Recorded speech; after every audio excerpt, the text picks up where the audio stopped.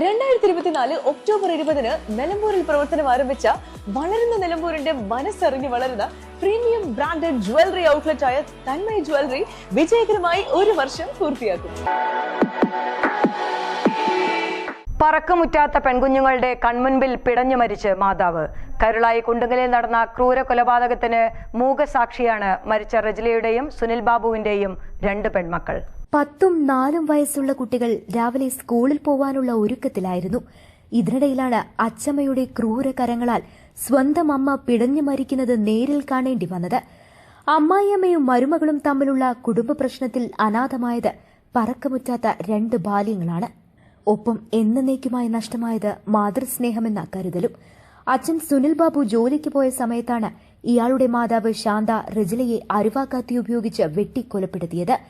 വർഷങ്ങളായി ഇരുവരും തമ്മിൽ പ്രശ്നമുണ്ടായിരുന്നു. ഇതിന്റെ ബാക്കി പത്രമായി നടന്ന തർക്കമാണ് വെളുപ്പാൻ കാലത്ത് നടന്ന ഈ അരും കൊല. പിഞ്ചു കുഞ്ഞുങ്ങളുടെ കൺമുന്നിൽ വെച്ചാണ് കൊല നടത്തിയത്.